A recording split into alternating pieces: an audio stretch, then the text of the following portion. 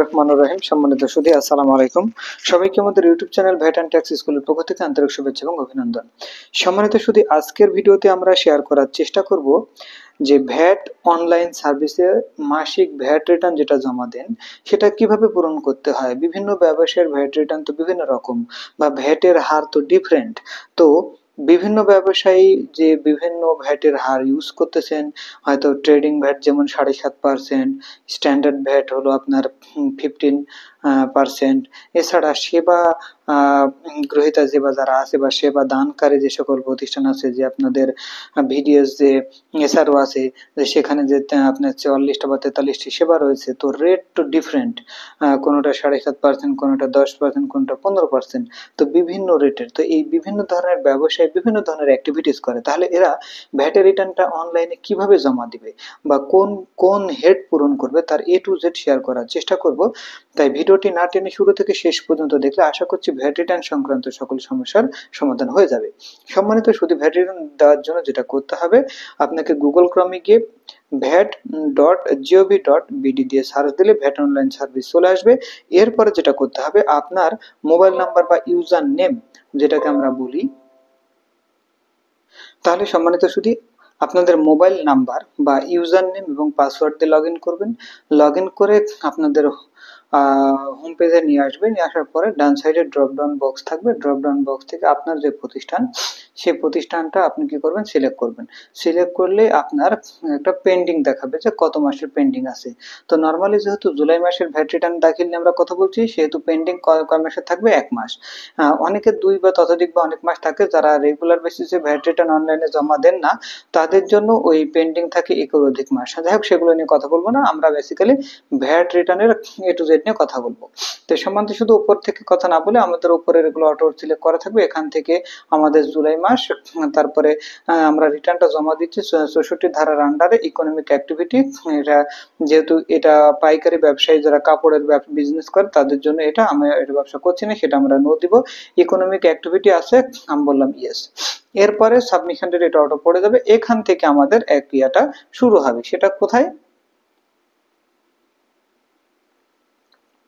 সম্বন্ধে শুধু আপনারা দেখতে পাচ্ছেন নোট নাম্বার 1 থেকে শুরু করে কত রয়েছে 8 পর্যন্ত। হ্যাঁ, এখন এই কোন হেডে কি তথ্য ফিল আপ করবেন সেটা তো আপনার জানা উচিত, তাই না? প্রথমটা রয়েছে কি, এটা হচ্ছে জিরো রেটেড গুডস আর সার্ভিসেস, সেটা হলো direct export. Zero rated goods এবং সার্ভিসেস, দেশের বাইরে আপনি যে সেবাটা দিয়ে থাকেন বা যে পণ্যটা, তাহলে দেশের বাইরে দুটো বিষয়, একটা হলো ডিরেক্ট এক্সপোর্ট আর একটা হলো ডিমড এক্সপোর্ট।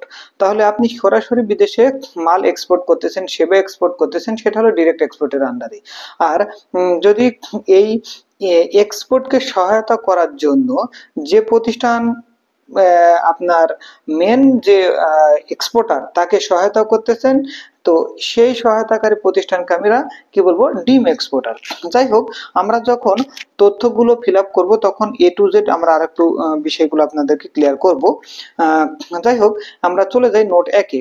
নোট 1-এ সাবফর্মে আমরা ক্লিক করলাম। সাবফর্মে ক্লিক করলে এখানে দেখাচ্ছে কি কি তথ্য দেখাচ্ছে, দেখেন bill number, bill of entry number, bill of entry date, official. এগুলো এগুলো কি? তার মানে আপনি যখন এক্সপোর্ট করবেন, এক্সপোর্ট করলে বিল অফ এক্সপোর্ট থাকবে। বিল অফ এক্সপোর্টের মধ্যে এই তথ্যগুলো থাকবে। Bill of export number, bill of export date, bill of export office code যেটা কাস্টমস হাউস, তারপরে বিল অফ এক্সপোর্টের আইটেম নাম্বার থাকবে, সিপিসি কোড থাকবে, গুডস অ্যান্ড সার্ভিসেস যেটা কমার্শিয়াল ডেসক্রিপশন ওই বিল অফ এন্ট্রির মধ্যে থাকবে। তারপরে হলো goods and service code, service name, তারপরে অ্যাসেসেবল ভ্যালু। আগে এই তথ্যগুলো প্রত্যেকটা আলাদাভাবে কি করতে হতো, ফিল আপ করতে হতো। অ্যাসেসেবল value, base value for VAT কি হবে, তারপরে এসডি কত, ভিএটি, এই বেস ভ্যালু ফর ভ্যাট বাকি ভ্যাটটা অটো চলে আসে। আচ্ছা, এরপরে আমাদের এটি কত, এই বিষয় পর্যন্ত আশা করছি আপনারা ক্লিয়ার আছেন। তারপরে হলো পাশে হচ্ছে নোটস বা কমেন্টস, ঠিক আছে? আচ্ছা, এখন কথা হলো এই যে আমাদের শূন্য হার বিশিষ্ট পণ্য বা সেবা, এটা নরমালি বাংলাদেশ থেকে যদি কোনো পণ্য বা সেবা বিদেশে সরাসরি রপ্তানি করা হয়, সেক্ষেত্রে মূসকের হার হয় 0। অর্থাৎ শতভাগ রপ্তানিকারক প্রতিষ্ঠানের সরাসরি রপ্তানির জন্য আমরা নোট এই একতে লিপিবদ্ধ করে থাকি। আচ্ছা, নোট একে যে আমরা তথ্যটা পূরণ করব সেটা সাব ফর্ম হিসেবে যেটা আমরা এখন পূরণ করতে সেটা হলো সাব ফর্ম। হ্যাঁ, তো এই সাব ফর্মে রপ্তানিকৃত যে টাকাটা আপনি দেখবেন বিল অফ এক্সপোর্টে ডলারে হয়, হ্যাঁ, বা বিভিন্ন কারেন্সিতে হয়। তো কি সেই কারেন্সিতে দিবেন? অবশ্যই না। তাহলে আপনাকে কিসে দিতে হবে? আপনাকে দিতে হবে টাকাতে। হ্যাঁ, যদি ডলার থাকে তো সেই ডলারটাকে টাকায় কনভার্ট করে এই সাব ফর্মটুকু আপনাকে পূরণ করতে হবে। আশা করছি অনেকটাই আপনারা ধারণা পেয়েছেন। এখন কথা হলো, এই আপনারা যখন বিল অফ এক্সপোর্ট দেখবেন, সে বিল অফ এক্সপোর্টের আপনার column 2 A bill of export number থাকে, কলাম 3 এ বিল অফ এক্সপোর্টের কলামের মানে ডেট থাকে, কলাম 4 এ কাস্টমস হাউস বা সিপিসি নাম্বার থাকে। এই তথ্যগুলো আপনার থাকে। কলাম 5 এ রপ্তানিকৃত পণ্যের ক্রমিক নাম্বার লিখতে হয়, যা বিল অফ এক্সপোর্ট কলাম 32 এ লিপিবদ্ধ থাকে। কলাম 6 তে সিপিসি, যা বিল অফ এক্সপোর্টের কলাম 37 এ পাওয়া যায়। আচ্ছা, কলাম 7 যেটা কলাম আমরা বলছি, অর্থাৎ কলাম 7 এ রপ্তানিকৃত পণ্যের এই যে হয়তো আপনারা বুঝতেছেন না, কলাম 7 বলতে কি বোঝায়?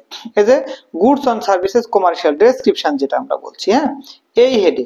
তো এই হেডের ডেসক্রিপশন তো আপনি বিল অফ এক্সপোর্ট আপনি পেয়ে যাবেন। সেটাই আমরা বলছি যে রপ্তানিকৃত পণ্য বা সেবার বাণিজ্যিক বর্ণনা লিখতে হবে। এবং কলাম 8 এ কি গুডস অ্যান্ড সার্ভিস কোড। এখন এই গুডস অ্যান্ড সার্ভিস কোড যা বিল অফ এক্সপোর্টের কলাম 33 এ পাওয়া যাবে। আচ্ছা, পণ্য বা সেবার এইচএস কোড এন্ট্রি দেওয়ার পর কলাম 9 যেটা থাকবে, 9 এ পণ্য বা সেবার যে ডেসক্রিপশন সেটা অটো চলে আসবে, নেম সেটা অটো বা স্বয়ংক্রিয়ভাবে চলে আসবে। এবং কলাম যেটা 10 আমরা বলছি রপ্তানিকৃত পণ্য বা সেবার অ্যাসেসেবল ভ্যালু যেটা, সেটা লিখতে হবে, যা বিল অফ এক্সপোর্টের কলাম 46 এ পাওয়া যাবে। আচ্ছা, কলাম 11 তে যেটা আমরা বলছি বেস ভ্যালু ফর ভ্যাট, যা মূসক আরোপযোগ্য মূল্য। যেহেতু রপ্তানির ক্ষেত্রে মূসকের হার শূন্য, সেহেতু পরবর্তী কলাম সমূহ আর প্রয়োজনের মানে পূরণ করা প্রয়োজন নেই। কেন পূরণ করা প্রয়োজন নেই? কারণ আপনি বেস ভ্যালু ফর ভ্যাট যখন পূরণ করবেন তখন এই এসডি, ভ্যাট, এটি এগুলো তো শূন্য, কারণ ভ্যাটের হার হলো শূন্য। এখন কথা হলো, বর্তমানে এই তথ্যগুলো ফিল আপ করা লাগে না, কারণ আপনি যখন এই যে বিল অফ এক্সপোর্ট এখানে যখন অ্যাড করবেন, তো অ্যাড বাটনে ক্লিক করবেন, তখন এখানে দেখেন কি আসে। এই যে এখানে আপনার বিল অফ এন্ট্রি নাম্বার অনেক সময় লেখা লাগে, লিখতে হয়, বা এখানে সার্চিং দিলে যে ড্রপ ডাউন এই যে ছোট 4টা কলাম আছে, এখানে সার্চ দিলে এটা কিন্তু অটো চলে আসবে। অটো চলে আসলে এই সমস্ত তথ্য এগুলো অটো নিয়ে নিবে। আর যদি না নেয় তাহলে আপনাকে প্রত্যেকটা কলাম পূরণ করতে হবে। আশা করছি বিষয়টুকু ক্লিয়ার হয়েছে। আচ্ছা, এরপরে চলে যাই আমরা নোট 2, ডিমড এক্সপোর্ট। তাহলে ডিমড এক্সপোর্ট হলে আপনাকে ডিম এক্সপোর্ট জানতে হবে, যে প্রচ্ছন্ন রপ্তানিকারক যেটা কি সেটা আমাদের বোঝা উচিত। যে কোনো প্রতিষ্ঠান যখন ব্যাক টু ব্যাক এলসির মাধ্যমে শতভাগ রপ্তানিকারক বা মাস্টার এলসি ধারী রপ্তানিকারককে পণ্য বা সেবা সরবরাহ দিয়ে থাকে, যিনি সরবরাহ দিচ্ছেন তিনি হলেন ডিমড এক্সপোর্টার। এখন এমন একটা উদাহরণ দিতে পারে, যে ধরেন মিস্টার এক্স এন্টারপ্রাইজ নামে একটি প্রতিষ্ঠান 100 পিস শার্ট রপ্তানি করার জন্য যুক্তরাষ্ট্রের একটা প্রতিষ্ঠানের কাছ থেকে অর্ডার পেয়েছে। তারা দুই দেশের যে দুই ব্যাংকের মাধ্যমে তারা একটা এলসি ওপেন করেছে, যেটাকে আমরা বলছি মাস্টার এলসি। এখন এই এক্স এন্টারপ্রাইজ নামীয় প্রতিষ্ঠানটি সম্পূর্ণ প্রসেস করতে পারে, বাট সেটার ওয়াশ অথবা ধরেন ওই শার্টের বোতাম লাগানোর কাজটুকু তারা করতে পারে না। এই কাজটুকু এই এক্স এন্টারপ্রাইজ যদি মাস্টার এলসির বিপরীতে একটি ব্যাক টু ব্যাক এলসি খুলে তারা কি করে, ওয়াই একটা কোম্পানিকে বা ওয়াই একটা অ্যাক্সেসরিজের কাছ থেকে শার্টের বোতাম সরবরাহ নিতে পারে, অথবা কি করতে পারে, ডাইং বা ওয়াশিং যে অ্যাক্টিভিটি সেটা করতে পারে। তো ওয়াই যে কাজটা করলো, সেক্ষেত্রে হচ্ছে টাকারও কিন্তু বিডিটিতে হবে না, ডলারে হবে, অর্থাৎ ফরেন কারেন্সিতে হবে, তাই সেক্ষেত্রে তাদের ভ্যাটের হার হবে শূন্য। আচ্ছা, তাছাড়াও আন্তর্জাতিক দরপত্রের মাধ্যমে যদি আপনি বৈদেশিক মুদ্রার বিনিময়ে আপনার দেশের আভ্যন্তরে কোনো পণ্য বা সেবা সরবরাহ কিন্তু প্রচ্ছন্ন রপ্তানি হিসেবে অন্তর্ভুক্ত হবে। এখন এটা যদি আমরা এই সাবফর্মটা যদি আমরা ওপেন করি, তাহলে আপনারা একইভাবে দেখতে পাবেন। এইখানে কি ইনভয়েস নাম্বার বা ইনভয়েস ডেট, আপনার ইনভয়েস ইস্যুর তারিখ, বাণিজ্যিক বর্ণনা বা পণ্যের এইচএস কোড, সরবরাহকৃত পণ্যের মূল্য, অর্থাৎ এখানে থাকতেছে ওই যে লোকাল এলসি যেটা, এটা তো মাস্টার এলসি, এটা ব্যাক টু ব্যাক এলসি, সেই ব্যাক টু ব্যাক এলসির একটা ইনভয়েস নাম্বার থাকবে, ইনভয়েস ডেট থাকবে, কমার্শিয়াল ডেসক্রিপশন থাকবে, গুডস এন্ড সার্ভিস কোড থাকবে, সার্ভিস নেম থাকবে, এবং সেটা আপনার কি ভ্যালু থাকবে, এসডি কত, ভিএটি কত। এগুলো তো এসডি, ভিএটি, এটি এগুলো সম্পূর্ণ কি হবে, এগুলো হবে শূন্য। ঠিক আছে, তো ভ্যালুটা আপনারা বসিয়ে দিবেন, ওই ডলার বা যে রেটটা থাকবে সেটাকে বিডিটি তে কনভার্ট করে তথ্যগুলো ইনকর্পোরেট করে ফেলবেন। ওকে, আচ্ছা, এখন এখান থেকে কোনো কিছু সার্চ দেওয়ার কোনো সুযোগ নেই, যেহেতু এটা বাংলাদেশি এলসি বা লোকাল এলসি তে হয়, এজন্য এই তথ্যটা এই ভ্যাট অনলাইন এখানে নরমালি থাকে না। এসএস কোডটা পাবেন, এসএস কোড দিয়ে সার্চ দিলে অটোমেটিক অন্যান্য তথ্যগুলো আসবে, বাট বিডি আপনার ইনভয়েস নাম্বার, ইনভয়েস ডেট এগুলো আপনাকে বসাতে হবে। ওকে, আচ্ছা, তাহলে 1, 2 ওকে।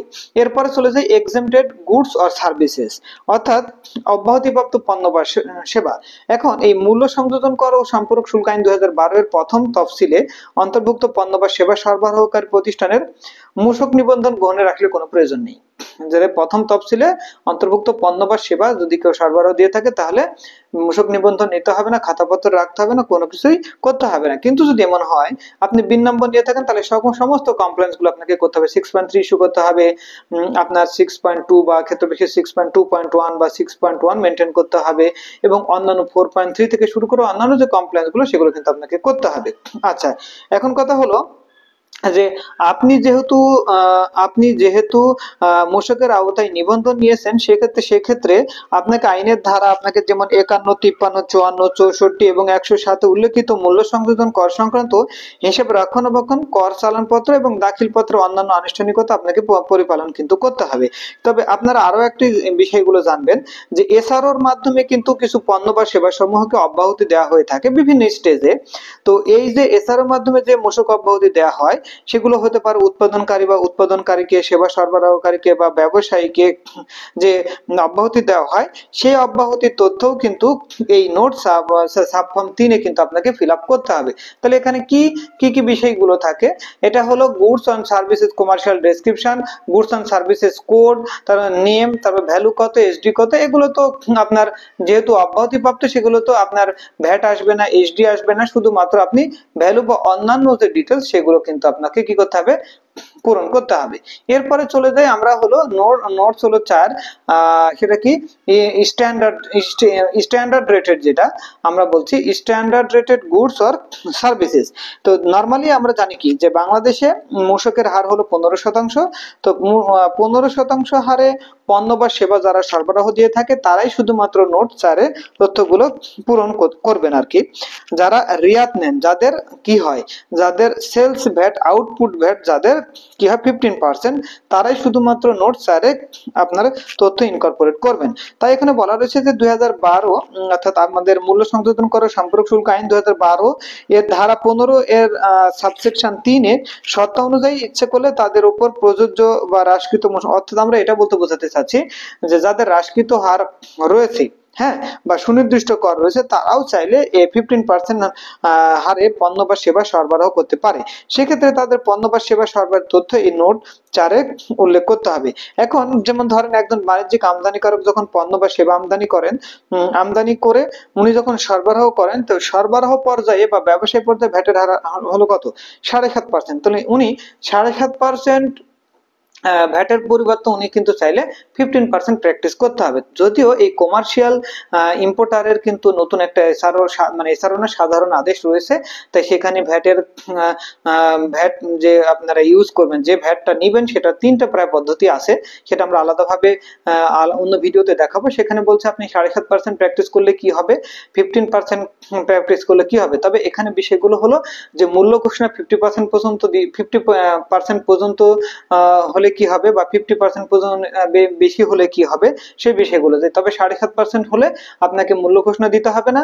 আবার যারা 15% প্র্যাকটিস করবেন তারা 50% এর বেশি মূল্য ঘোষণা দিতে পারেন, অথবা অ্যাকচুয়াল ভিত্তিতেও মূল্য ঘোষণা দিতে পারবেন। সেটার আমাদের আলাদা ভিডিও থাকবে, সেটা আপনারা দেখে নিন। তাহলে স্ট্যান্ডার্ড রেটের ক্ষেত্রে আমরা ইতিমধ্যে বললাম গুডস অর সার্ভিসেস ডেসক্রিপশন দিবেন, গুডস অর সার্ভিস কোড দিবেন, গুডস অর সার্ভিস নেম দিবেন, ভ্যালু কত, এসডি কত, ভিএটি, এই ভ্যালুটা বসালেই আপনার এখান থেকে গুডস এন্ড সার্ভিসের যে ভ্যাট সেটাও টোটাল চলে আসবে। এখন যদি এসডি থাকে এখান থেকে কিন্তু আপনাকে সিলেক্ট করতে হবে, সেটা কি, এখান থেকে এইচএস কোড সিলেক্ট করলেই পণ্যের নাম, ডেসক্রিপশনটা মোটামুটি একটু পেয়ে যাবেন।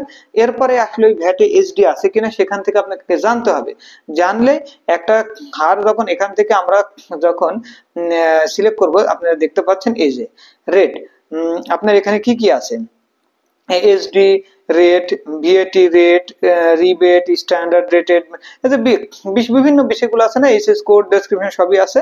তো এখান থেকে আপনার জন্য যদি এসডি থাকে তাহলে এসডি প্রযোজ্য আছে এরকম ভ্যাটের পণ্য বা সেবার হেডটা সিলেক্ট করবেন, আর যেটাতে যদি এসডি না থাকে তাহলে শুধু ভ্যাটের ইয়েটা সিলেক্ট করলে হয়ে যাবে।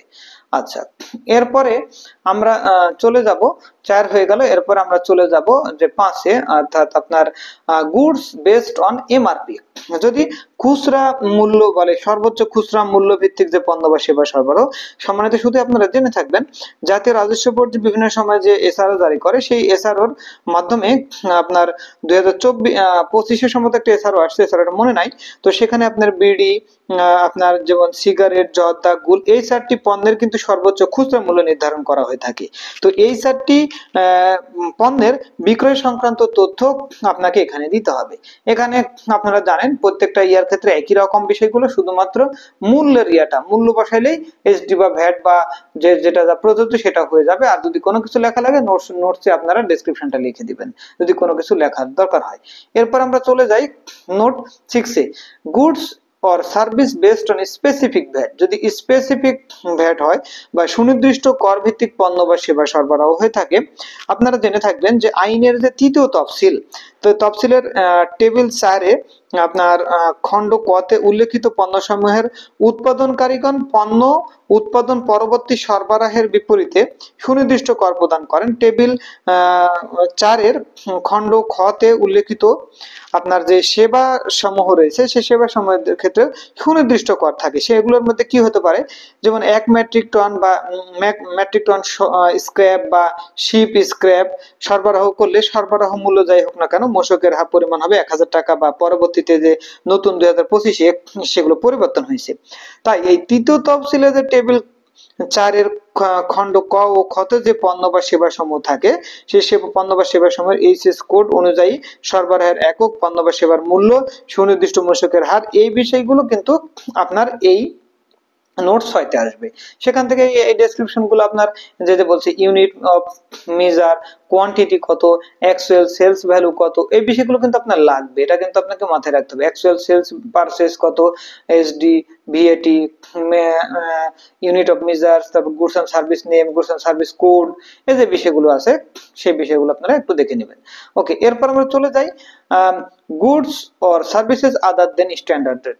এখন স্ট্যান্ডার্ড রেটের বাইরে কি কি আছে? নরমালি বাংলাদেশে 3টা ভ্যাট রেট একটা প্রযোজ্য, একটা হলো কি জিরো রেটেড, 2 হলো স্ট্যান্ডার্ড রেটেড, 3 হলো কি রিডিউস রেট।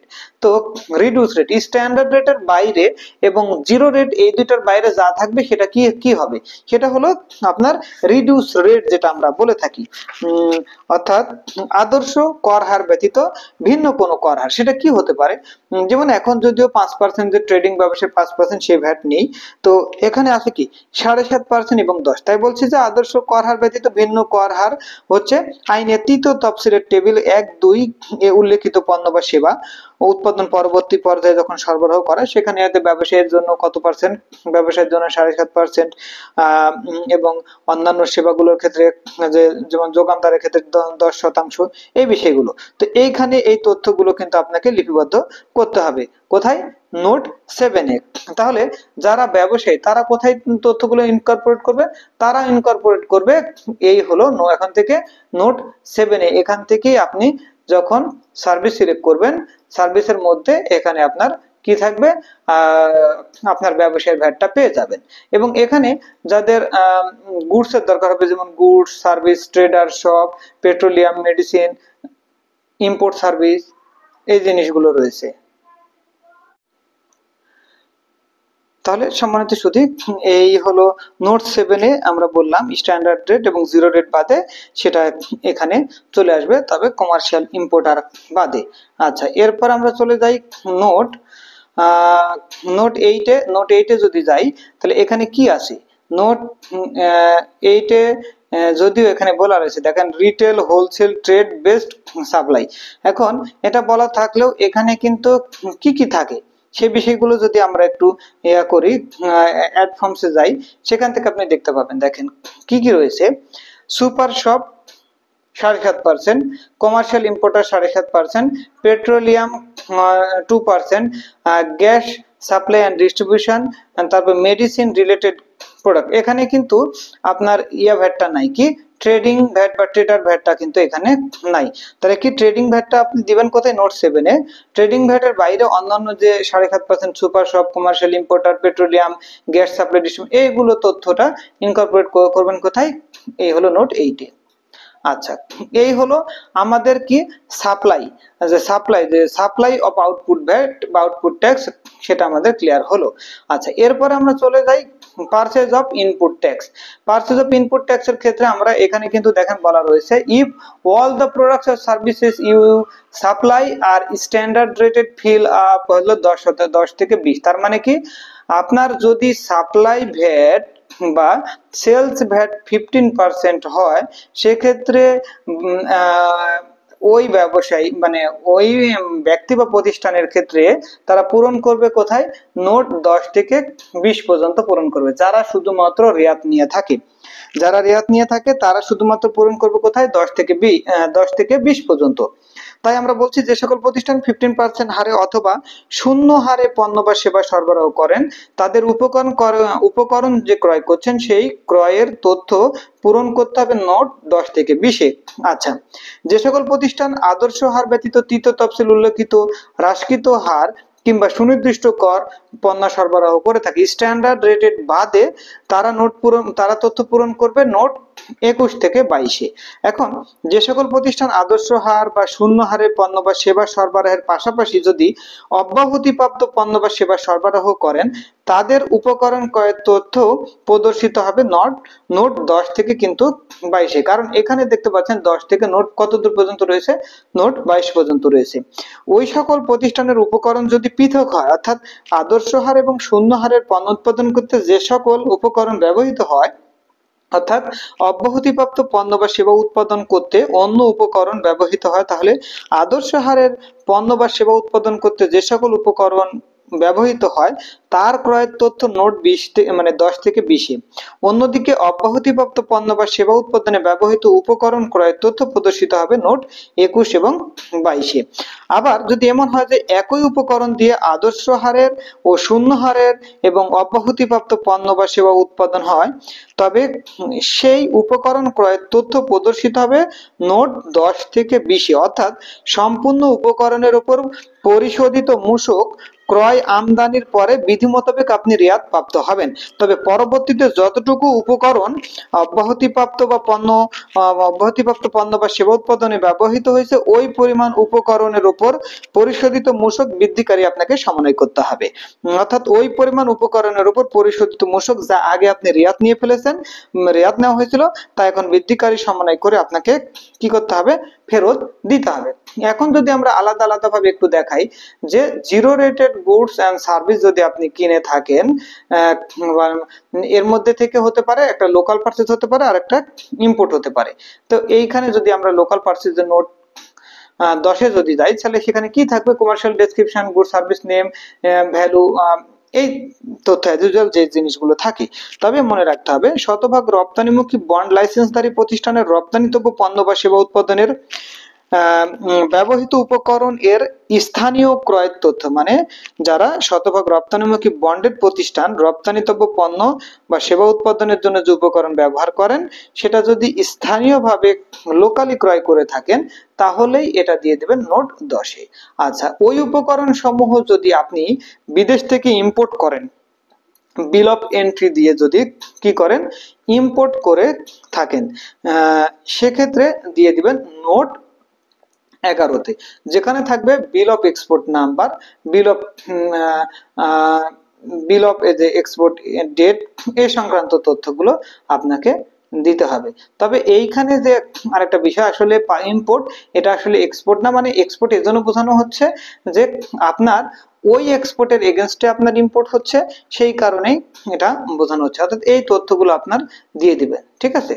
আচ্ছা, এরপরে আমরা চলে যাব, সেটা হলো এক্সেম্পটেড গুডস এবং সার্ভিসেস, অর্থাৎ অব্যাহতিপ্রাপ্ত পণ্য বা সেবা, সেটা হলো নোট 12 এবং 13। যদি কিনেন তাহলে নোট 12, আর যদি ইম্পোর্ট করেন নোট 13। এখন কথা হলো যে মূল্য সংযোজন কর সম্পর্ক শুল্ক আইন 2012 এর প্রথম তফসিলে যে সকল পণ্য বা সেবা বা অব্যাহতিপ্রাপ্ত পণ্য রয়েছে সেগুলো কিন্তু আপনার সকল পর্যায়ে, সেটা আমদানি হতে পারে, স্থানীয় হতে পারে, সরবরাহ হতে, সকল পর্যায়ে কিন্তু অব্যাহতিপ্রাপ্ত। তবে জাতীয় রাজস্ব বোর্ড কিন্তু প্রত্যেক বছরেই আপনার অব্যাহতির একটা এসআরও দিয়ে থাকে। সেই এসআরওতে কিন্তু কোন পণ্য আমদানি পর্যায়ে অব্যাহতি, কোন পণ্য ব্যবসায়ী পর্যায়ে অব্যাহতি, এরকম বিষয়গুলো থাকে। তো কোনো পণ্য যদি আমদানি পর্যায়ে অব্যাহতি হয়েও থাকে, সেই পণ্য কিন্তু বাংলাদেশে অনেক সময় সরবরাহ পর্যায়ে মূসক আরোপযোগ্য হতে পারে। আবার কোনো পণ্য আমদানি ও উৎপাদন পর্যায়ে মূসক আরোপ হতে পারে। কোনো প্রতিষ্ঠানের উপকরণ যদি এসআরও বা প্রথম তফসিলের মাধ্যমে অব্যাহতি প্রাপ্ত হয় এবং ওই উপকরণ যদি আপনি ক্রয় করে থাকেন তবে নোট 12-তে, আর আমদানি করলে আপনাকে দিতে হবে নোট 13-তে। যে 12 এবং 13। আচ্ছা, এরপরে চলে যাই স্ট্যান্ডার্ড রেটেড আদর্শ হারের পণ্য বা সেবা সরবরাহ।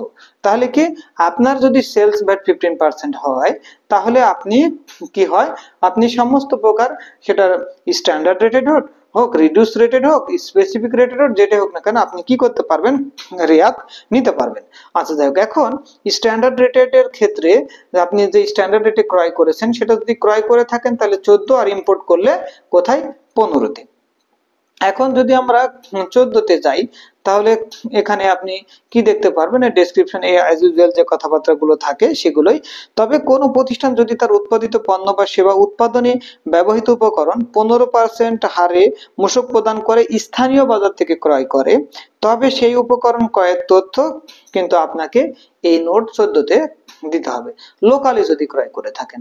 আর যদি আপনি কি হয়, আপনি যদি কিনে থাকেন তাহলে নোট 15-তে দিতে হবে। তাই বলছে কোনো প্রতিষ্ঠান যদি তার উৎপাদিত পণ্য বা সেবা উৎপাদনে ব্যবহৃত উপকরণ যদি 15% হারে মূসক প্রদান করে আমদানি করে থাকে, তবেই তার তথ্য আমরা দিব কোথায়, নোট 15-তে। আচ্ছা, এরপরে আসি goods oblique services other than standard rate. আদার দেন স্ট্যান্ডার্ড রেট, এই স্ট্যান্ডার্ড রেটের বাইরে যদি কোনো কিনে থাকেন, স্ট্যান্ডার্ড রেটের বাইরে মানে 15% বাইরে যদি 7.5% হয়, 10% হয়, এরকম যদি হয়ে থাকে, তাহলে দিবেন কোথায়, নোট 16 এবং 17-তে। এক্ষেত্রে কিনলে 16 এবং ইম্পোর্ট করলে 17-তে। তাহলে এখন যদি আমরা বলি যে আমাদের মূসকের স্ট্যান্ডার্ড রেট 15%, এর বাইরে তৃতীয় তফসিলে উল্লেখিত যে হ্রাসকৃত হার হতে পারে 2%, 2.4% হতে পারে, 4.5% হতে পারে, 7.5% হতে পারে, 10%। তো কোনো প্রতিষ্ঠান যদি তার উৎপাদিত পণ্য বা সেবা উৎপাদনে ব্যবহৃত উপকরণ আদর্শ হারের বাইরে যদি অন্য কোনো হারে স্থানীয়ভাবে যদি ক্রয় করে থাকে, কি হয়, স্থানীয়ভাবে যদি ক্রয় করে থাকে, তাহলে এইটা যাবে নোট 16-তে। আচ্ছা, এবং নিবন্ধিত ব্যবসায়ীর নিকট থেকে ক্রয়ের তথ্য কিন্তু হতে হবে কি, নিবন্ধিত প্রতিষ্ঠানের নিকট থেকে আপনি ক্রয় করলেন, হতে পারে খুচরা ব্যবসায়ী বা বাণিজ্যিক আমদানিকারক, এ সকল ব্যবসায়ীর নিকট থেকে যদি কিনে থাকেন তাহলে নোট 16-তে। কিন্তু যদি এমন হয় যে আপনি পণ্য আমদানি করেছেন, যদি পণ্য আমদানি করেন তাহলে নোট কততে চলে যাবে, 17-তে। অর্থাৎ ওই প্রথম তফসিল এবং এসআরও এর মাধ্যমে আমদানির ক্ষেত্রে অব্যাহতি প্রদান করা হয়েছে, অর্থাৎ আমদানির ক্ষেত্রে যে 15% হারে মূসক প্রযোজ্য, অন্যথায় কোনো মূসক প্রযোজ্য হয় না। অর্থাৎ আমদানি পর্যায়ে শুধু একটা মূসকই প্রযোজ্য, সেটা কি, 15%। এখন আমদানির সময় কি 15% এর বাইরে কোনো মূসক আছে, 15% বাইরে আসলে নরমালি কোনো মূসক নাই। তাই আমরা বলছি যে মূসকের হার 15% এর নিচে কোনো আমদানি আইনে উল্লেখ নাই, অর্থাৎ আপাতত নোট 17-র তেমন কোনো প্রয়োজন হয় না। আচ্ছা, এরপরে চলে যাই goods services based on specific VAT. যদি সুনির্দিষ্ট কর হয়ে থাকে, সুনির্দিষ্ট করের আওতায় যদি আপনি লোকালি কিনে থাকেন, ওই যে বললেন প্রতি মেট্রিক টন এত টাকা ধরে সুনির্দিষ্ট কর, যদি এরকম তথ্য থাকে তাহলে আপনি কি করবেন, যে আপনার আইনের তৃতীয় তফসিলের যে টেবিল 4-এ উল্লেখিত পণ্য বা সেবা যদি কোনো প্রতিষ্ঠান উপকরণ হিসেবে ক্রয় করে থাকে, তবেই সেই ক্রয়ের তথ্য নোট 18-তে উল্লেখ করতে হবে। আচ্ছা, সাব ফর্ম পূরণ করে আপনি কি করবেন, এই তথ্য পূরণ করবেন, তবে এখানে কোনো আমদানি নরমালি হয় না। আচ্ছা, এরপর আসি goods or services not admissible for credit or local purchase, মানে মূল কথা হলো রেয়াত যোগ্য না, মানে রেয়াত নিতে পারবেন না এরূপ পণ্য বা সেবার স্থানীয় ক্রয়, তবে এটা টার্ন ওভার প্রতিষ্ঠান হতে, এই যে বলছে 19 নম্বর হলো টার্নওভার প্রতিষ্ঠান হতে, পরেরটা হলো আনরেজিস্টার্ড প্রতিষ্ঠান হতে।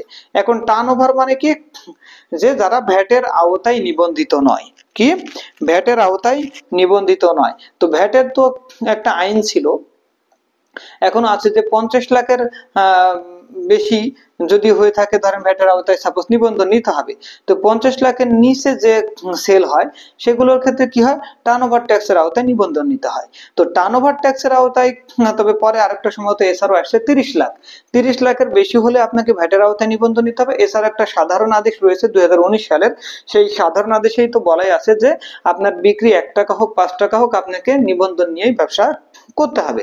যাই হোক, যে সকল প্রতিষ্ঠান টার্নওভারের আওতায় নিবন্ধন নিয়েছে সে সকল প্রতিষ্ঠানের কাছ থেকে যদি ক্রয় করে থাকেন, সে তার তথ্য দিবেন কোথায়, নোট 19-এ। তবে এগুলোর ক্ষেত্রে কোনো আয়কর রেয়াত পাওয়া যাবে না, এই কারণে বলছে। তবে টার্নওভার ট্যাক্সের হার তো আপনারা জানেন 4% হারে। তো এই 4% যেহেতু টার্নওভার ট্যাক্সের আওতায় ক্রয় করলে রেয়াত নেওয়া যাবে না, এই কারণে বলা রয়েছে যে not admissible goods or service not admissible for credit, credit মানে রেয়াত নেওয়া যাবে না। আচ্ছা, নোট 20-এ কি, এটা রেয়াত যোগ্য নয় এরূপ পণ্য বা সেবার যে স্থানীয় ক্রয়, তবে এটা হলো আপনার আনরেজিস্টার্ড। আনরেজিস্টার্ড মানে কি, যার কোনো নিবন্ধন নাই। অনিবন্ধিত প্রতিষ্ঠান যেহেতু তার কোনো বিন নাম্বার নাই, সেহেতু তারা 6.3 ইস্যু করতে পারে না। অনিবন্ধিত প্রতিষ্ঠানের নিকট থেকে উপকরণ ক্রয়ের ক্ষেত্রে ক্রয়ের বিপরীতে আপনি যে ক্রয়টা করলেন সেটা কিন্তু রেয়াত নেওয়া যাবে না, কারণ অনিবন্ধিত প্রতিষ্ঠানের নিকট থেকে উপকরণ ক্রয়ের ক্ষেত্রে কোনো মূসক পরিশোধ করতে হয় না। ও অনিবন্ধিত প্রতিষ্ঠানের নিকট থেকে উপকরণ ক্রয়ের তথ্য নোট 20-এ কিন্তু লিপিবদ্ধ করতে হয়। আচ্ছা, তাহলে আপনি কি করতেছেন, অনিবন্ধিত প্রতিষ্ঠানের কাছ থেকে যেহেতু কিনতেছেন, তারা 6.3 ইস্যু করতে পারতেছে না, সেহেতু কিন্তু বলে আছে আইনে অনিবন্ধিত প্রতিষ্ঠানের কাছ থেকে কেনা যাবে না। কিন্তু যদি এমন হয় যে বাধ্য হয়ে আপনি কিনেছেন, সেক্ষেত্রে তারা তো 6.3 ইস্যু করেন, আপনি ভ্যাটের টাকাও জানেন না, তার মানে আপনাকে কি করতে হবে, ওই অনিবন্ধিত প্রতিষ্ঠানের কাছ থেকে যদি আপনি কিনেন, তাহলে ভ্যাটের টাকাটা কিন্তু অবশ্যই আপনাকে পরিশোধ করতে হবে নিজ থেকেই। আচ্ছা, এরপরে বলা রয়েছে গুডস আর services not admissible for credit, অর্থাৎ tax payer who sales only exempted অথবা specific VAT and goods or services other than standard rate, credit not taken within the stipulated time. অর্থাৎ যারা রেয়াত নেয় না, যাদের সেলস ভ্যাট 15% না বা 0 ভ্যাট না, তারা যে ক্রয় এবং করবে সেই ক্রয় বা ইম্পোর্টের তথ্য চলে আসবে নোট 21 এবং 22-এ। তার মানে যারা রিয়াত নিবে তাদের হলো 10 থেকে 20, যারা রিয়াত নিবে না তাদের হলো 21 থেকে 22। আচ্ছা, এখন যদি 21-এ লোকাল পারচেজ আমরা বলি, যে সকল প্রতিষ্ঠান তাদের উৎপাদিত অথবা ক্রয়কৃত বা সংগৃহীত পণ্য বা সেবা যখন সরবরাহ করবে, তো সরবরাহ পর্যায়ে 15% মূসক যদি পরিশোধ না করে থাকেন বা 15% মূসক প্রদান না করে থাকেন, তাহলে ওই পণ্য বা সেবা মানে অব্যাহতিপ্রাপ্ত হোক, সুনির্দিষ্ট কর হোক বা আদর্শ হার ব্যতীত অন্য যে কোনো হার সেটা হ্রাসকৃত হোক, সেই হ্রাসকৃত হলে ওই সকল প্রতিষ্ঠানের স্থানীয়ভাবে যে উপকরণ ক্রয় করবে সেই উপকরণ ক্রয়ের তথ্য নোট 21-এ চলে আসবে। আচ্ছা, আর যদি আপনি কি করেন, যে কমার্শিয়াল ইম্পোর্টার যদি ধরেন, তাদের এখন বলা হয়েছে 15%, তারা চাইলে কি করতে পারবে, তারা ট্রেডিং ভ্যাট প্র্যাকটিস করতে পারবে। তো ট্রেডিং ভ্যাট কত, 7.5%। তো 7.5% যদি প্র্যাকটিস করে থাকে, তাহলে তাদের রেয়াত নেওয়ার কোনো প্রশ্নই আসতেছে না। সেহেতু তারা নোট 10 থেকে 20 পূরণ করবে না, তারা পূরণ করবে কোথায়, নোট 22-এ। তো যে সকল প্রতিষ্ঠান তাদের উৎপাদিত, ক্রয়কৃত বা সংগৃহীত পণ্য সেবা পর্যায়ে 15% হারে মূসক প্রদান করেন না, ওই সকল প্রতিষ্ঠান অর্থাৎ সুনির্দিষ্ট কর, হ্রাসকৃত কর অথবা অব্যাহতিপ্রাপ্ত সে সকল প্রতিষ্ঠানের উপকরণ আমদানির তথ্য নোট 22-এ লিপিবদ্ধ করতে হবে। আচ্ছা, আশা করছি 10 থেকে আপনার 22 পর্যন্ত ক্লিয়ার। এরপর আসি ইনক্রিজিং অ্যাডজাস্টমেন্ট। ইনক্রিজিং অ্যাডজাস্টমেন্ট মানে হলো বৃদ্ধিকারী সমন্বয়, অর্থাৎ আপনার বা ট্যাক্স পেয়ারের কর বা করদাতার যদি ট্যাক্স লাইবিলিটি কি হয়, বেড়ে যায়, অর্থাৎ বৃদ্ধিকারী সমন্বয়ের ফলে করদাতার কর দায়িত্ব বেড়ে যায়। তবে এখানে 5টি নোট রয়েছে, কোন প্রতিষ্ঠানের একটি সংশ্লিষ্ট কর মেয়াদে তার উৎপাদিত বা ক্রয়কৃত বা সংগৃহীত পণ্য বা সেবা সরবরাহের বিপরীতে যদি প্রদেয় মূসক ছাড়াও অন্যান্য কয়েকটি কারণে মূসকের পরিমাণ বৃদ্ধি ঘটতে পারে, অর্থাৎ ভ্যাট পরিশোধ করতে হতে পারে, সেক্ষেত্রে নোট 24 থেকে আপনার 27 পর্যন্ত, অর্থাৎ টোটাল যেহেতু দেওয়া আছে 28 পর্যন্ত চলে আসবে। আচ্ছা, তথ্য পূরণ করতে হবে 24, 25, 26, 27। এখন 24 কি? সরবরাহ গ্রহীতা কর্তৃক উৎসে কর্তন।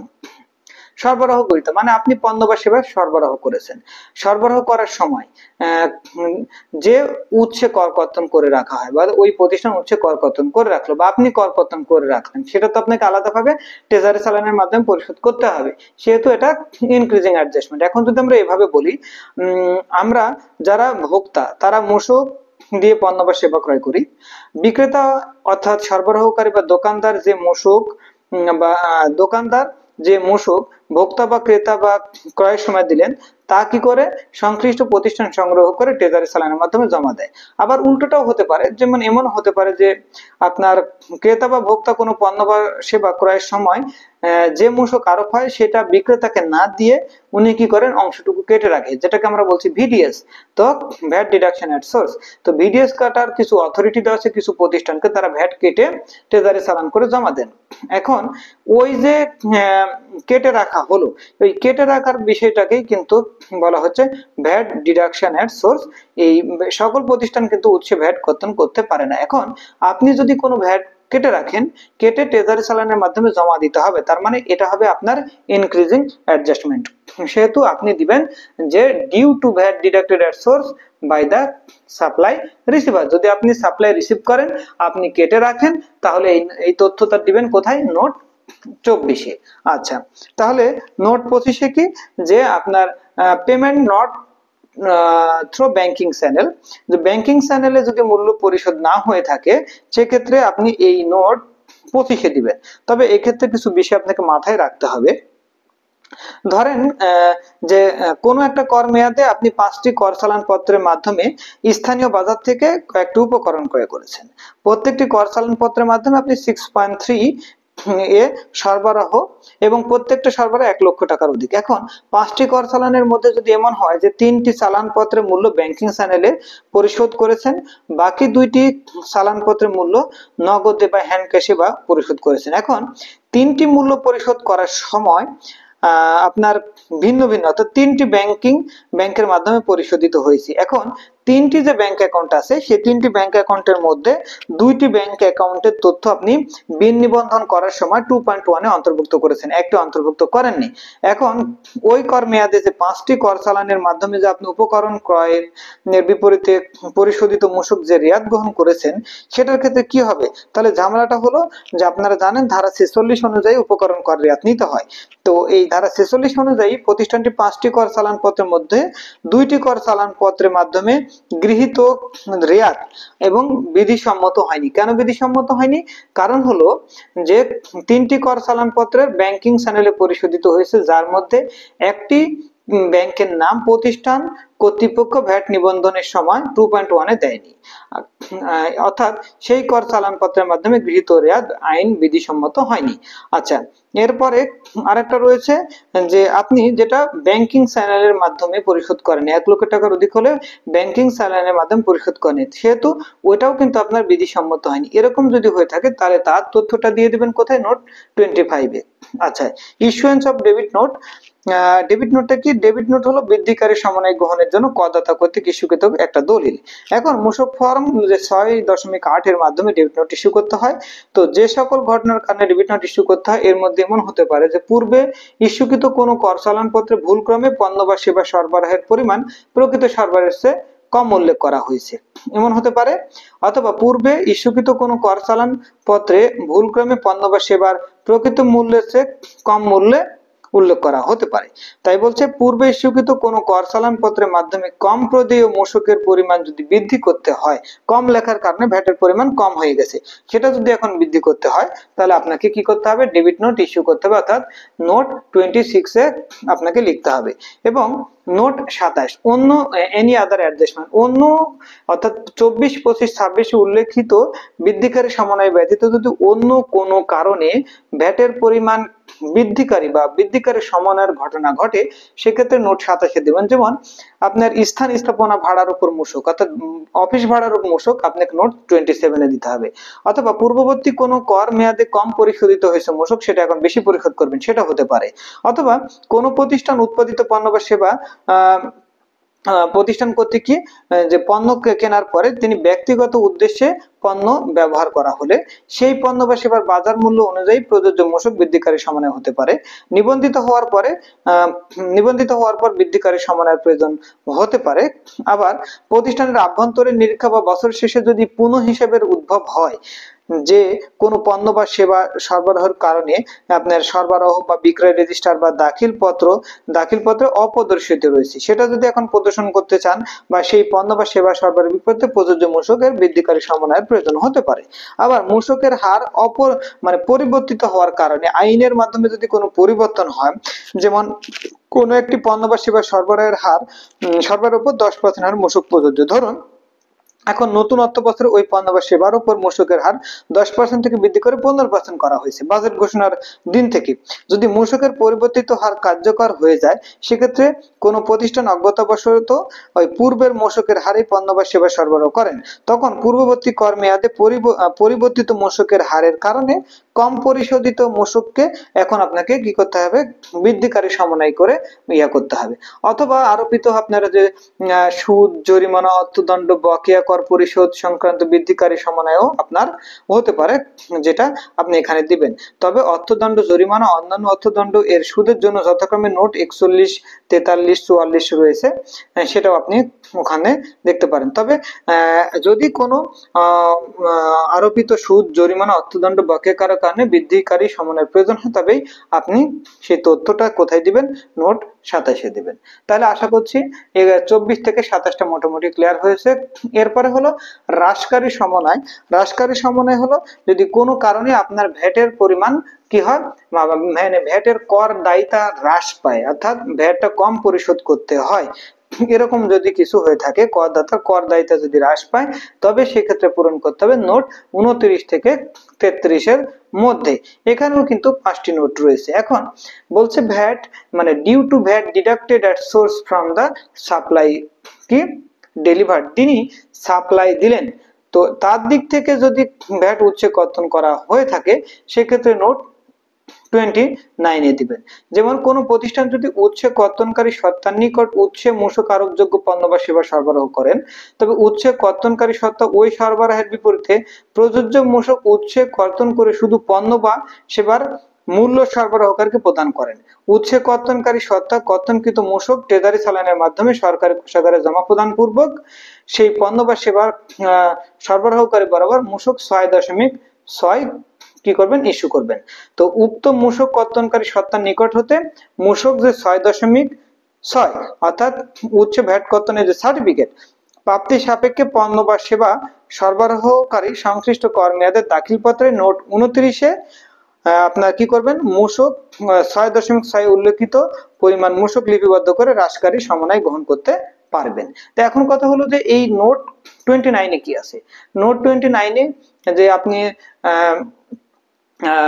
যার মানে কোন ব্যক্তির কাছে সরবরাহ দিয়েছিলেন তিনি উচ্চ ভ্যাট কর্তন করে আপনাকে 6.6 দিয়েছে, তাহলে ওই বায়ারের BIN, buyer name, buyer address, value কত, তারপরে ভ্যাট ডিডাক্টেড অ্যামাউন্ট কত, তারপরে ইনভয়েস বা চালান নাম্বার কত, ইনভয়েস বা চালানের ডেট কত, ভিডিএস সার্টিফিকেটের নাম্বার কত, ভিডিএস সার্টিফিকেট কত তারিখ ইস্যু করা হয়েছে, ট্যাক্স ডিপোজিটেড কোড, তারপর হচ্ছে deposited serial number, tax deposited date কোন তারিখে জমা দিয়েছে। তবে এক্ষেত্রে দেখবেন এই যে রেড স্টার মার্ক দেওয়া আছে, এগুলো বাধ্যতামূলক, এগুলো পূরণ না করলে কিন্তু রিটার্নটা সাবমিট করতে পারবেন না। বাট এগুলোর পরে যেগুলো আছে সেগুলো ফিল আপ না করলেও কোনো সমস্যা নেই। আচ্ছা, এরপরে আসি নোট 30। নোট 30টা কি বলছে, অ্যাডভান্স ট্যাক্স পেইড এট ইম্পোর্ট স্টেজ। আপনারা অ্যাডভান্স ট্যাক্স যে পরিশোধ করেছেন ইম্পোর্ট স্টেজে সেটার কিন্তু নোট কত, নোট হলো আপনার 30। এখন এই যে আপনি যখন ইম্পোর্ট করেছেন তো ইম্পোর্ট করার সময়তে যে এটি পরিশোধ করেছেন সেটা যেখানেই দেন না কেন এই এটির টাকাটা নোট 30-এ চলে আসবে। তাই বলছে যে কর মেয়াদে আমদানি করা হয়েছে ওই কর মেয়াদে যে এটি পরিশোধিত হয়েছে সেই এটিটা অর্থাৎ ইম্পোর্টের তথ্য অর্থাৎ বিল অফ এন্ট্রির তথ্য আপনি যেখানেই দেন না কেন, যদি স্ট্যান্ডার্ড প্র্যাকটিস করেন তাহলে 10 থেকে 20-এর মধ্যে, আর যদি স্ট্যান্ডার্ড প্র্যাকটিস না করেন তাহলে নোট 22-এ দিবেন। তো নোট 22-এ দিলে আপনার অটোমেটিক এটিটাই 30 নাম্বার নোটে শো করবে, যেটা 6 কর মেয়াদ পর্যন্ত সমন্বয় করতে পারবেন।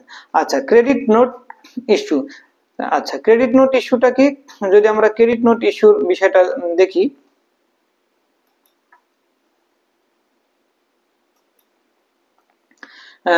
ক্রেডিট নোট এখন বলছে যদি পূর্বে মূসক পরিশোধ করে সরবরাহকৃত পণ্য বা সেবা আংশিক বা সম্পূর্ণ ফেরত আসে, অর্থাৎ গুণগত মান যদি ঠিক মতো না থাকে, অথবা কর চালান পত্রে মূসক 6.3-এ যদি আপনি ভুলক্রমে প্রকৃত সরবরাহের তুলনায় পণ্য বা সেবার পরিমাণ বেশি উল্লেখ করেন বা প্রকৃত মূসকের হারের তুলনায় অধিক হারে মূসক উল্লেখ থাকে, অথবা হিসেবের ভুলে মূসকের পরিমাণ বেশি উল্লেখ থাকে, তবে এই কর চালানপত্র 6.3-এর জন্য একটা ক্রেডিট নোট ইস্যু করা হয়ে থাকে। ফলে সরবরাহ গ্রহীতার কিন্তু কর দায়িত্ব হ্রাস পায়। সেক্ষেত্রে এখানে credit note number, issue date, VAT challan number, VAT challan date, reason for issuance কি কারণে ইস্যু করা হয়েছিল, ভ্যালু ইন চালান, চালানে ভ্যালু কত, কোয়ান্টিটি ইন চালান, চালানের কোয়ান্টিটি কত, ভ্যাট ইন চালান, চালানে ভ্যাটের পরিমাণ কত, এসডি কত, এবং VAT of value of decreasing adjustment, decreasing অ্যাডজাস্টমেন্টের পরিমাণ কত, quantity of decreasing adjustment, VAT decreasing কতটুকু ভ্যাট ডিক্রিজিং করতেছেন, এসডি কতটুকু ডিক্রিজিং করতেছেন, নোটসে ব্যাখ্যা দিয়ে দিবেন। এটা হলো এইখানকার তথ্য। এরপর আমরা চলে যাই, নোট হলো 32। নোট 32-এ হচ্ছে আপনার এনি আদার অ্যাডজাস্টমেন্ট, তার মানে 29, 30, 31-এ এর বাইরে যদি অন্য কোনো কারণে আপনার ভ্যাটের মানে করদাতার কর দায়িত্ব যদি হ্রাস পায়, সেক্ষেত্রে নোট 32-এ আপনারা দিয়ে দিবেন। আচ্ছা, হতে পারে এমন যে বছর শেষে প্রতিষ্ঠানের সামগ্রিক ব্যবসায়িক হিসাব করার পর যদি দেখা যায় হিসাবের ভুলের কারণে মূসক বেশি পরিশোধিত হয়েছে, তবে তার হ্রাসকারী সমন্বয় করতে পারবেন।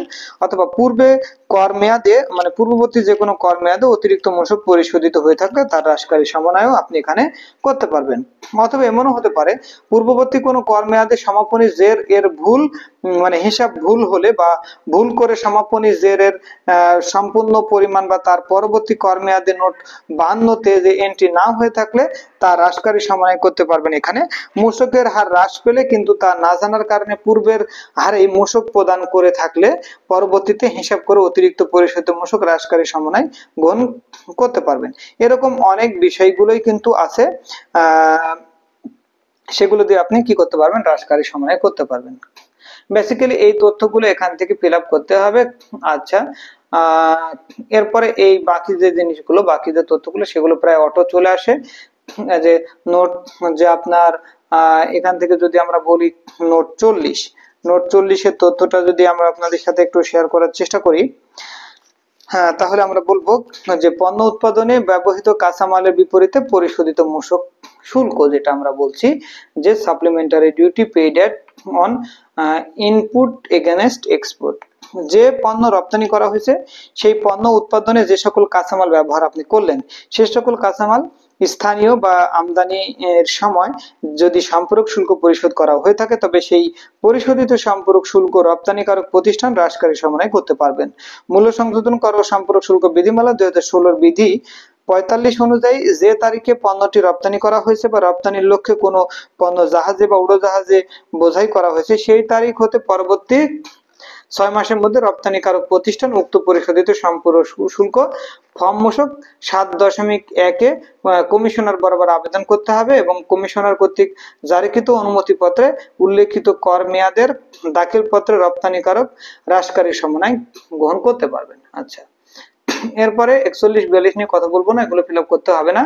আদার ফাইন, পেনাল্টি এবং জরিমানা যে ব্যাপারটা থাকে নোট আপনার 44-এ, যে আপনার অন্যান্য অর্থদণ্ড জরিমানার যদি কোনো কারণে উদ্ভব হয়ে থাকে তাহলে নোট 44-এ। 45 হলো পেয়েবল এক্সাইজ ডিউটি, যে কোনো প্রতিষ্ঠান কর্তৃক পণ্য বা সেবার সরবরাহের বিপরীতে যদি আবগারি শুল্ক প্রযোজ্য হয় তবে সেই আবগারি শুল্কের পরিমাণ নোট আপনার 45-এ উল্লেখ করতে হবে। যেমন বিমান টিকিট, ব্যাংকিং সেবার উপর আবগারি শুল্ক, এয়ারলাইন্স, ব্যাংকিং সেবা হিসেবে নিবন্ধিত প্রতিষ্ঠানকে এই যারা ব্যাংকিং সেবা প্রদান করেন তাদের জন্য এই 45 নোট। পেয়াবল ডেভেলপমেন্ট চার্জ, প্রতিষ্ঠান কর্তৃক পণ্য বা সেবার উপর যদি ডেভেলপমেন্ট চার্জ প্রদেয় হয় তবে নোট 46-এ। 47-এ পেয়াবল যদি আইসিটি ডেভেলপমেন্ট চার্জ থাকে তাহলে 47-এ, আর পেয়াবল হেলথ কেয়ার চার্জ 48-এ। পেয়েবল এগুলো আসলে তেমন ক্ষেত্রে খুব বেশি ব্যবহার দেখা যায় না, এই জন্য তেমন কোনো কিছু হয় না। আচ্ছা, এই adjustment for old account current balance এগুলো নরমালি নাই বললেই চলে, শেষ হয়ে গেছে। তো ওগুলোর প্রয়োগ খুব কম, এজন্য আর বলছি না। এরপরে আপনার সংশ্লিষ্ট পিরিয়ডে ভ্যাট হিসাব করে কত টাকা ট্রেজারি চালান করবেন সেটা দিয়ে দিবেন নোট 58-এ। 58-এ দিয়েই আপনি মোটামুটি কর চালান, এ চালানের মাধ্যমে যে ভ্যাটের টাকা পরিশোধ করলেন সেটা আপনি দিয়ে দিবেন কোথায়, নোট 58-এ। 58-এ আপনি কি করবেন, নোটের তথ্যগুলো সব দিয়ে দিবেন। তবে এই যে কর পরিশোধের যে তথ্য সেটা 58 থেকে শুরু করে 64 পর্যন্ত। যদি ভ্যাট পরিশোধ করেন তাহলে নোট 8-এ, এসডি পরিশোধ করলে 59-এ, এক্সাইজ ডিউটি পরিশোধ করলে 60-এ, ডেভেলপমেন্ট চার্জ পরিশোধ করলে 61-তে, আইসিটি ডেভেলপমেন্ট চার্জ পরিশোধ করলে 62-তে, হেলথ কেয়ার 63-তে, এনভায়রনমেন্টাল এগুলো সব কিন্তু পরিশোধ সংশ্লিষ্ট ইয়াতে পরিশোধ যেগুলো করবেন সেগুলো। এখন শুধু একটা দেখিয়ে দিই, ভ্যাট কারেন্ট পিরিয়ডে যে আপনি এই চালানের মাধ্যমে পরিশোধ করেন, ট্রেজারি চালান নাম্বার, ব্যাংকের নাম, ব্যাংকের ব্রাঞ্চ নেম, ডেট, কোন কোডে জমা দিয়েছেন এবং অ্যামাউন্ট। এই তো মোটামুটি হয়ে গেল, আর তেমন কিছু নাই। এরপরে যেটা করতে হবে, আপনি কি করবেন, এখানে এসে কি বলবেন, আই এম নট ইন্টারেস্টেড এটা দিয়ে দিবেন, যে নো বাই ডিফল্ট সিলেক্ট করা থাকবে। এরপরে শেষের দিকে এসে এই ড্রপ ডাউন বক্সে ক্লিক করবেন, এরপরে অ্যাটাচমেন্ট গুলো দিয়ে কি করবেন, এই যে সাবমিট বাটন যেটা আছে সাবমিট বাটনে ক্লিক করে দিবেন। এইভাবেই আপনার কি করতে হবে, একটা প্রতিষ্ঠানের ভ্যাট রিটার্নের এ টু জেড আমরা শেয়ার করার চেষ্টা করলাম। এর পরবর্তী দিনগুলোতে হয়তো আমরা প্রত্যেকটা প্রতিষ্ঠানের বা অ্যাক্টিভিটিস গুলো নিয়ে ভ্যাটের রিটার্ন নিয়ে এ টু জেড কথা বলবো, তাহলে বিষয়গুলো আরো ক্লিয়ার হয়ে যাবে। তবে যারা ভ্যাট সংক্রান্ত প্রবলেমে আছেন, যে সকল ব্যক্তি বা প্রতিষ্ঠান ভ্যাট রিটার্ন মানে আপনারা জানবেন যে বিন সার্টিফিকেট করেছেন বাট অনলাইনে জমা দিচ্ছেন না, তাদের কিন্তু জরিমানা হচ্ছে। অতএব অনলাইনে ভ্যাট রিটার্ন আপনাকে দাখিল করতে হবে, বাট অনলাইনে ভ্যাট রিটার্ন দাখিল করতে পারেন না, অথবা আপনার সিকিউরিটি কোশ্চেন নেই, আপনার ইউজার আইডি পাসওয়ার্ড নেই। যদি আপনার BIN number, email ID, mobile number থেকে থাকে তাহলে আপনার কিন্তু সিকিউরিটি কোশ্চেন বের করে পাসওয়ার্ড রিসেট করে দেওয়া সম্ভব এবং অনলাইনে ভ্যাট রিটার্ন দাখিল করা সম্ভব। ম্যানুয়ালি রিটার্ন জমা দেওয়ার দিন শেষ, ম্যানুয়ালি জমা দিলেও অনলাইনে জরিমানা হয়। এজন্য আপনাদেরকে অবশ্যই অনলাইনে ভ্যাট রিটার্ন দাখিল করতে হবে।